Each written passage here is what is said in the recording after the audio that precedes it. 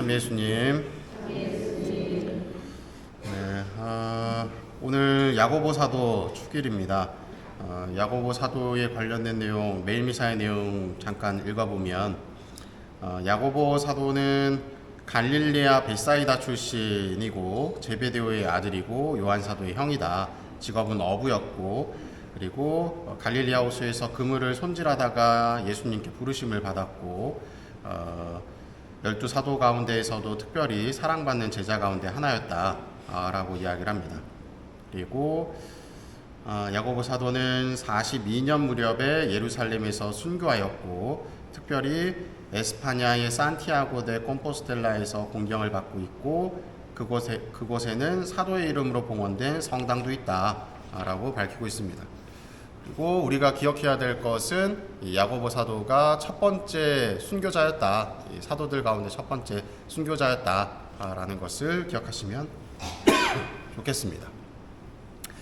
자, 오늘 야고보 사도이기 때문에 축일이기 때문에 마테오 복음에 야고보 사도에 관련된 내용이 나오고 있습니다. 근데 이제 이 마테오 복음에서는 이 두 아들의 어머니가 청을 하는 것으로 나오는데 다른 복음서에서는 어머니가 아니라 직접 이제 청을 하는 그런 내용으로 나옵니다. 어찌 됐든 내용을 좀 보면 제베데오의 두 아들의 어머니가 양옆에 아들을 탁 끼고서 예수님 앞에 딱 가는 거죠. 가서 뭐라 그래요? 하나는 오른쪽에 하나는 왼쪽에 앉게 해주십시오 라고 이야기를 합니다. 여기서 이야기하는 왼쪽과 오른쪽은 제베데오의 어머니가 생각하기에는 어떤 자리였을까요? 아마도 예수님께서 세상에서 가장 높은 자리인 이 임금의 자리, 통치자의 자리에 올랐을 때 당신은 1번이니까 내 아들들을 양옆에 왼쪽과 오른쪽에 제일 가는 권력 자리에 앉게 해주십시오 라는 뭘 하는 걸까요? 정탁을 하는 거죠. 그랬더니 예수님께서 그것은 내가 결정하는 것이 아니라 하느님께서 하시는 거다 라고 하시면서 말씀하셨고, 하지만 나중에 이제 시간이 흐르고 나면 너희도 나의 잔을 마시게 될 것이다 라고 말씀을 하십니다. 근데 이 이야기를 제베도의 어머니와 아들 둘이 가서 예수님과 이야기를 할 때 그들만 예수님의 오른쪽과 왼쪽에 앉고 싶었던 것일까? 그건 아니었습니다. 왜냐하면 복음의 내용도 살펴보면 나머지 10 제자가 뭘 하고 있었어요? 그 모습을 지켜보면서 시기하고 질투하고 있었어요. 그 말인즉슨 그들도 마찬가지로 야고보와 요한처럼 예수님의 가장 가까운 자리에 앉고 싶어하는 욕심이 있었다는 것이고, 나아가서 왼쪽과 오른쪽에 앉고 싶은 것뿐만 아니라 그들의 시야가 아직 세상의 이득에, 이 기득권에 머물러 있다라는 것을 표현해주고 있는 거예요. 세상 너머에 있는 이 하느님 나라를 추구하고 있었던 것이 아니라 세상적인 가치에 더 목을 메고 있었던 거라는 것을 보여주고 있는 겁니다. 제가 그제 그 수능 관련해서 공부 얘기했었는데, 그 수능이 뭐의 약자인지 아시나요? 수십 년이 지났을 텐데, 예전에 학력고사 넘어가겠습니다. 이 수능이라는 게 대학 수학 능력 시험이잖아요. 그 말을 풀어서 이야기하면 어떤 의미죠? 대학에서 공부할 수 있는 능력을 시험하는 것이다. 그러니까 네가 공부를 잘해서 막 서울대를 가냐 마냐를 당락을 결정짓는 시험이 아니라 그 대학에 가서 네가 대학 안에서 가르치는 그 공부를 잘 습득할 수 있는 능력이 있니 없니를 보는 시험이라는 이야기죠. 그래서 대학에 들어가는 것으로 끝나는 것이 아니라 사실은 대학에 들어가서부터 시작이다 라고 볼 수가 있습니다. 우리 학사님도 계시는데 신학교를 들어가면 끝나는 걸까요? 아니겠죠? 신학교에 들어가서도 우리 학사님이 얼마 전에 저번 주에 강론하셨던 것처럼 번아웃도 오고 그렇다 하시잖아요. 신학교에 들어가면 많은 신학생들이 한 번쯤은 내가 사제가 되어야 될지 말아야 될지에 대한 고민을 굉장히 깊게 합니다.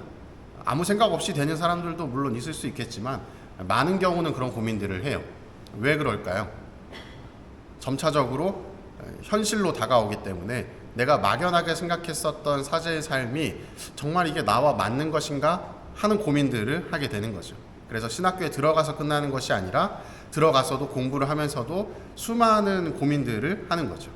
그러다가 이제 사제가 됐어요. 사제가 되면 끝날까요? 아니죠.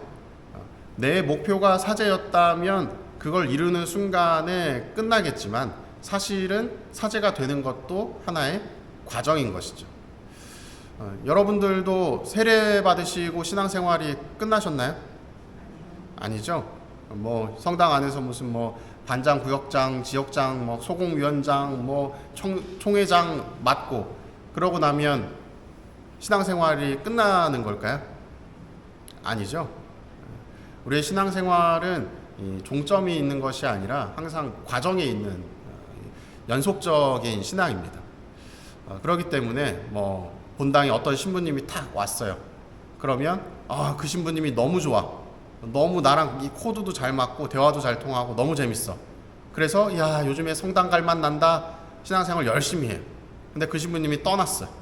근데 다른 신부님이 왔는데 개떡 같은 분이 오셨네. 나랑은 너무 안 맞네.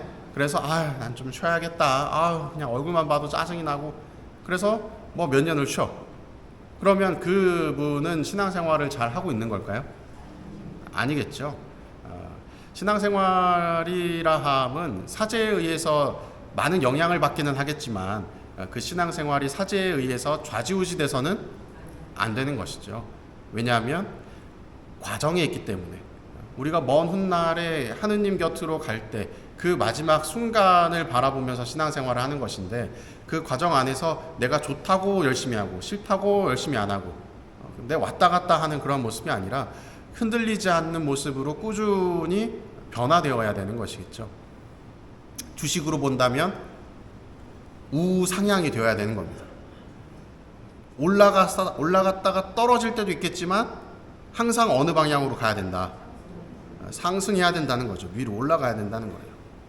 그것이 이제 우리가 추구해야 되는 모습, 그리고 우리 신앙 안에서 우리가 보이고 있는 모습 중에 이러저러한 어려움들이든 힘듦이든 뭐가 오든 간에 내가 여기서 끝, 난 안 해, 디엔드 이게 아니라 과정이구나. 또 이게 지나면 이게 올 거고 또 이게 지나면 이게 올 거고 그렇게 계속 연속된 신앙생활을 할 수 있도록 노력하는 모습이 우리에게 필요한 겁니다. 오늘 이 제베데오의 두 아들 중에 하나인 야고보 사도는 복음으로만 본다면 마치 세상의 높은 자리를 요구하는 모습, 욕심을 내는 모습, 부족한 모습을 보이고 있는 것이죠. 하지만 그의 마지막의 모습을 살펴본다면 어땠죠? 사도들 가운데에서 가장 먼저 복음을 선포하다가 순교하는 모습을 보여주십니다. 결국은 그 과정 안에서는 세상적 이익을 탐하는 조금은 떨어지는 모습을 보였지만 거기서 끝낸 신앙생활이 아니라 지속적으로 하느님을 향해서 나아가려는 노력이 있었기 때문에 또 복음을 선포하는 모습 안에서 이것은 내가 그리스도를 통해서 하느님을 위해서 감내해야 되는 것이구나 라는 것을 직접적으로 느끼고 있었기 때문에 계속해서 변화하려는 노력 가운데 결국은 순교라는 영예를 얻었고 또한 하느님 곁에서 하느님 나라에서 머물 수 있는 영예도 얻게 된 것이죠. 우리도 신앙생활이 늘 종점인 이 하느님 나라를 향해 나아가고 있습니다. 그 과정 속에서 오는 다양한 어려움들은 하나의 과정이라고 생각하시고 조금은 좀 어렵더라도 이번에 방지턱이 좀 높네. 저번에 왔던 거는 그냥 순탄하게 넘었는데 이번엔 너무 높아서 차가 망가질 수도 있겠네 하더라도 천천히 건너다 보면 빠르지 않은 속도로 천천히 건너다 보면 크게 다치지 않고 건널 수 있을 겁니다. 그 과정을 하나하나 건너다 보면 결국은 우리가 원하는 그곳까지 도착할 수 있겠죠.